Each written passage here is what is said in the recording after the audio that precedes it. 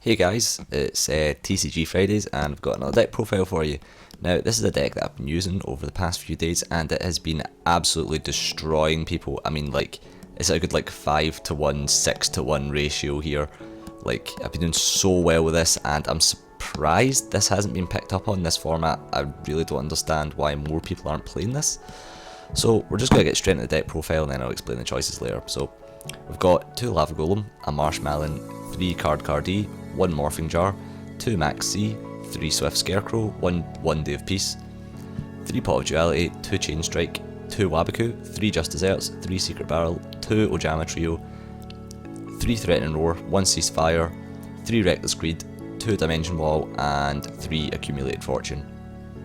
So anybody that's been playing Chainburn or wants to play it may find a few questionable choices here, but after trying out a few different builds and looking at other people's builds, I genuinely believe this is probably the best it's going to get.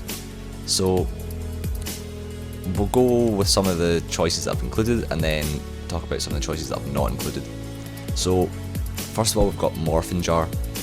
People would probably say that Morphing Jar is a bad option simply because it gives your opponent a lot of cards, but when this would generally be true, but when you're playing Chainburn, the dynamics of the game really don't work the way they would normally work.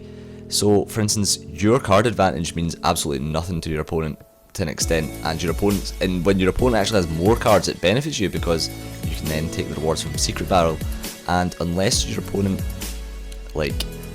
either trap stuns you, royal decrees you, or uses 7 tools of the bandit to stop your chain, everything you do is going to go through, regardless. So having Morphing Jar is actually a really good choice because you can set your hand, set Morphing Jar, and then you're set up for the next turn. You pretty much always have a stall card no matter what, and the first few turns, even if you don't have a stall card, which is normally very unlikely, it doesn't matter because you can take a couple of hits and then just keep going from there. So Morphing Jar is honestly such a good option. I was initially using Mitai the Time Lord, but you don't really benefit as much from that as you would from Morphing Jar, because Mitai you might get maybe 2, 3, so maybe 900 max realistically off of it.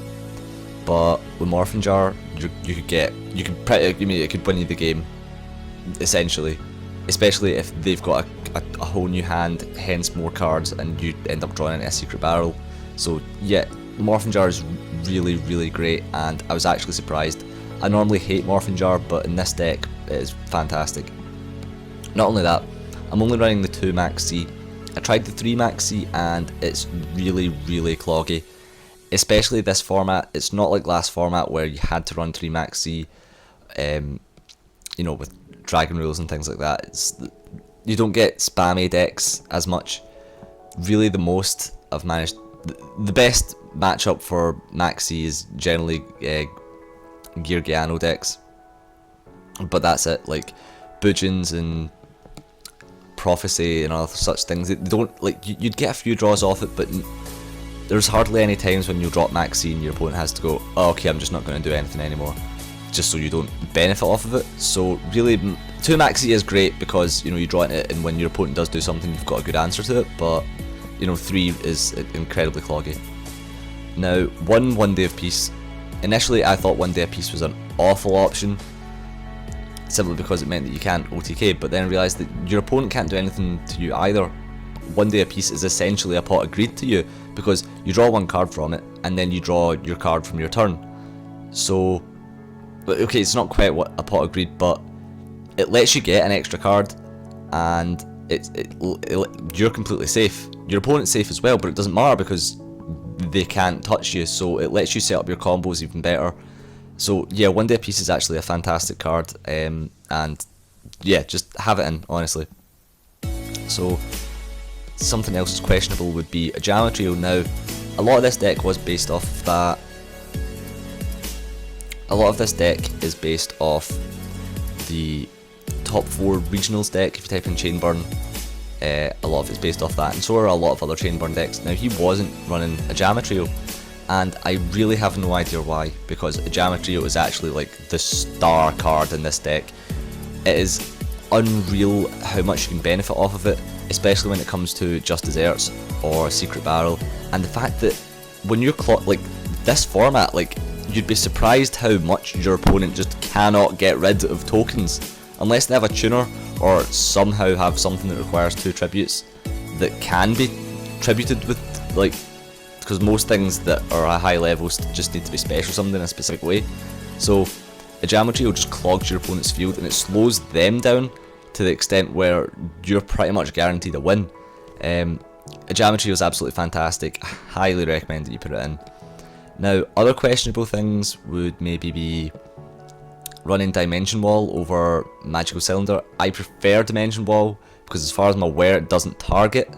It's just a bit easier to chain to as well. Also running 3 Accumulated Fortune, and I'm not running any of like Legacy Yatagrasu or Jar of Greed because, like the guy said in the top 4 winning deck, all those cards is just filling up a chain slot. So it actually makes it harder for you to pull your combos off. Really, your best option is just let your opponent be chain link 1, and then you only need to chain 3 of your cards together, which is incredibly easy. And so for instance, they go summon Summoner Monk, and then its effect activates to change the defense. You could then chain Secret Barrel, a Geometrio, Accumulated Fortune. There you go. It's great in that sense because they're becoming your chains to start. So Accumulated Fortune is great, especially the fact that this is your pot of greed that's incredibly easy to pull off.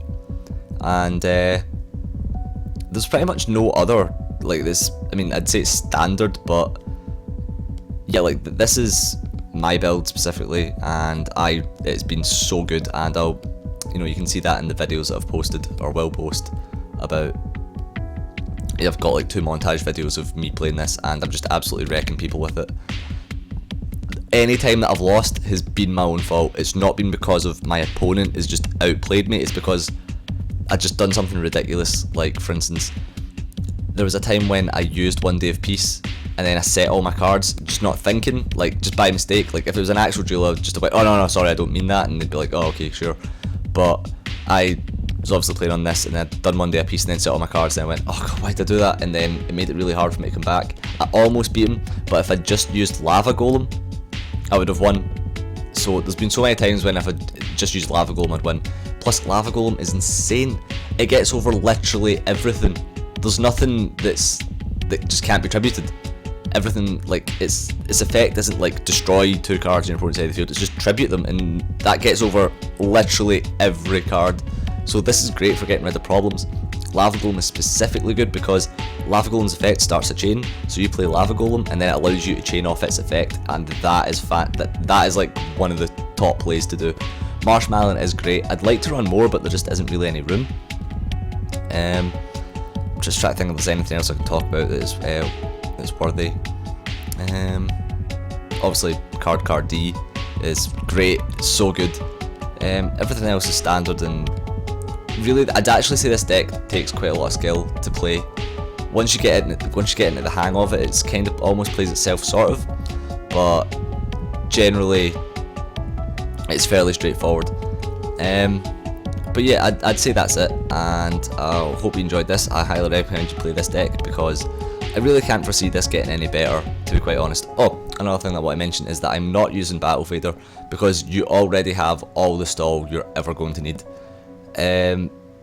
Like, there's also no room for Battle Fader. I'd much rather like run all the other things that I'm running, and with Wabaku's Threatening Roars, the draw power that you do have, you're just literally never going to need it. I've never needed it. So yeah, I hope you enjoy this, and I hope you enjoy the videos of me playing this, and hopefully that'll give you a general idea on how good it is. It literally doesn't have a bad matchup. Constellars, maybe because Pallades can bounce Card E, so that's kind of it.